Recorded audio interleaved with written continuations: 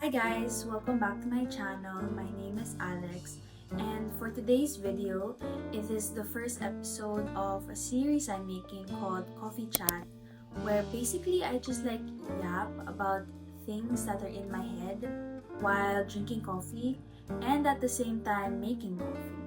So, for the first episode, I wanted to talk about the reality of studying abroad because I just finished my first year in university, and I feel like in YouTube, people always put on this expectation or this fantasy that it's so amazing studying abroad. But in reality, there are some hardships you face, and I feel like not a lot of people talk about it. But before we get into all of that, let's make coffee.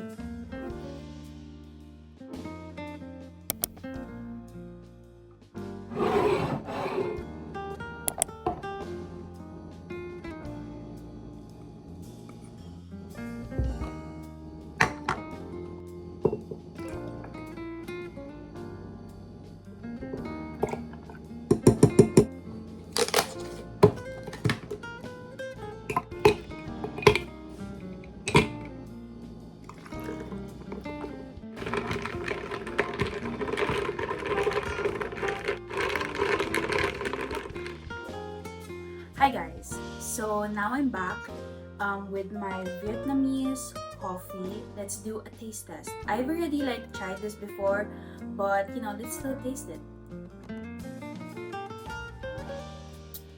It's good. It's good. I would rate it 9 out of 10. So let's start with the coffee chat. So I kind of want to give you guys a little bit of background about myself, like what are my credentials to, be talking about studying abroad, how I was able to study here in Canada, and where was the country that I used to live in. So I grew up in the Philippines, and when I was around 6 to 7 years old, my mom, she left me to work in Canada, and it was my grandma who took care of me and my sister. So the thing is, after years of my mom working in Canada, she was able to become a citizen. And during the time, I was around 12 years old, and there's a law in Canada, if your parent becomes a citizen, their child also becomes a citizen right away. So when my mom became a citizen in Canada, I was still living in the Philippines, but I immediately became a citizen because of her. I lived with my grandma until I was 17 years old. Yeah, until I decided I wanted to, try to study in Canada because I saw the opportunity because I was already a citizen. I didn't have to apply as an international student and stuff like that. So when I told my mom I wanted to study here in Canada for university, she kind of gave me advice that I should start studying here in Canada for grade 12. So it will be easier for me to apply to the universities instead of finishing high school in the Philippines and then applying for university in Canada. So I moved here when I was grade 12, and I only spent 1 year in high school here in Canada, and I was able to study in the university that I am now in.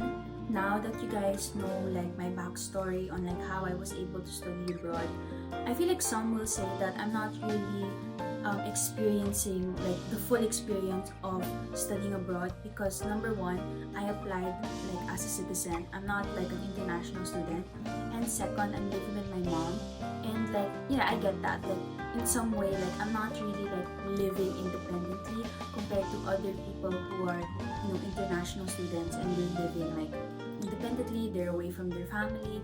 I get that my experience is kind of different, but at the same time I also feel this is my first time living with my mom. So in some way I still get homesickness because sometimes I miss my grandma or I miss my sister, that I'm so used to living with them, and suddenly I have to adjust or get to learn how to live now with my mom who I haven't seen in so long. But I still wanted to share my experience because as I just finished my first year, I feel there are some things that I go through that I can relate from other international students, homesickness, being independent and stuff like that.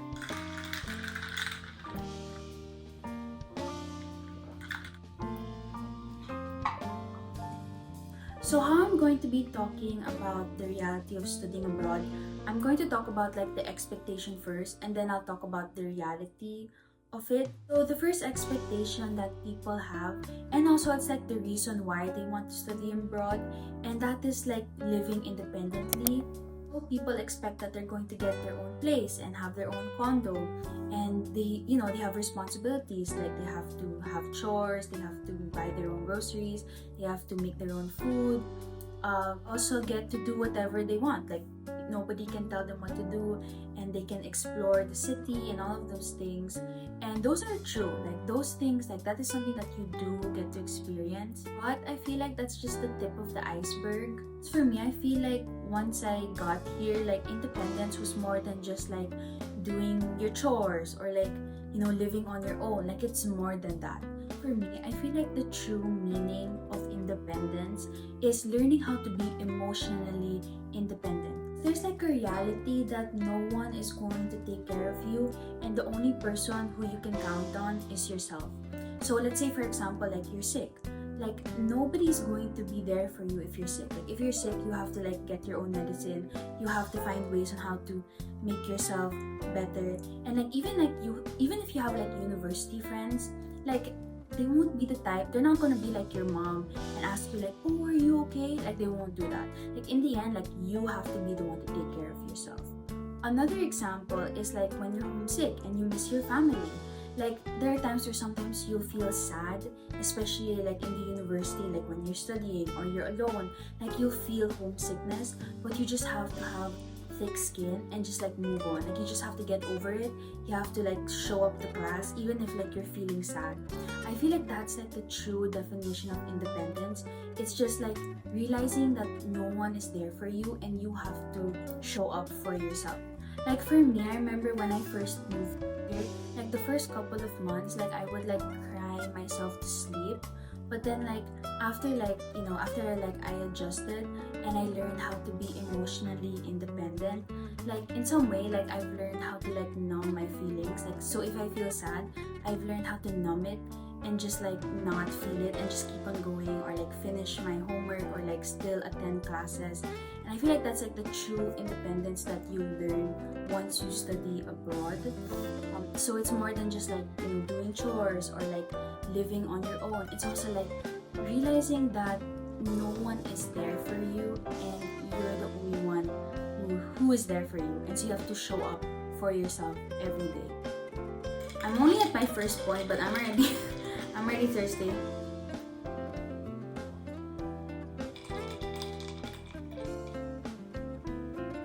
So I feel like one of the best things about studying abroad is that you get to explore like a new culture. Like that's true, like that will happen. Like it's not like that won't happen when you study abroad. But I feel like some people have this expectation that like you'll like every day is like an adventure. But in reality, like no. I feel like within a year I've only explored like the city or like the country like only like 3 times. Because there are so many aspects like you have to consider when you want to explore like the city or like the environment that you're in. Because first and foremost, like you're a student, so like obviously like you have assignments to finish, you have classes to show up to, and you can't like be exploring the city every day because you have like a duty. Like at the end of the day, like you're still a student and you have responsibilities to fulfill. Also, unless you're like super rich, like you're like your family's rich, so that's why you're able to study abroad. But for some people, like it's expensive. Like it's expensive to explore the city because you still have to take the bus, and then you also have to buy food, and then you also have to take the bus again once you go back. And especially if you want to go to like famous places, like very trendy places that are known in that country, like most likely it is expensive to go there. It's probably far. If you explore like one time, you probably will be broke by the end of it. Like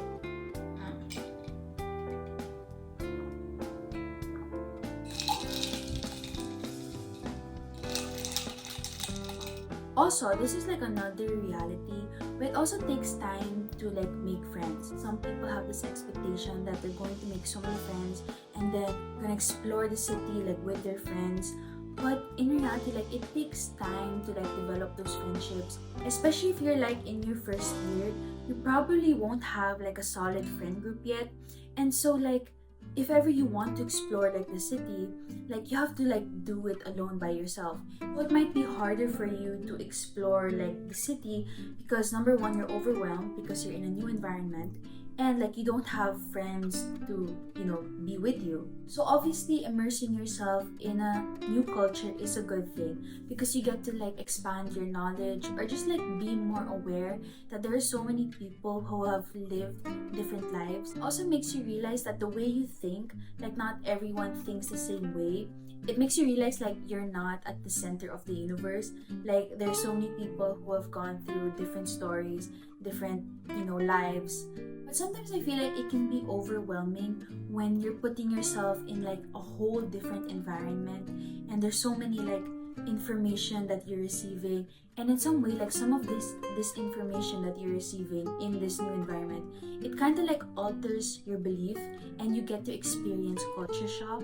And I'm not saying like it's a bad thing, but it's a bad experience for you because like it can like overwhelm you or kind of like alter your brain chemistry because all the things that you used to believe, it's like it's not true, but like not everyone agrees with what you believe. But the last and most important thing I want to talk about is making friends. And I feel like when you're studying abroad, it's 10 times harder because you don't have any social support.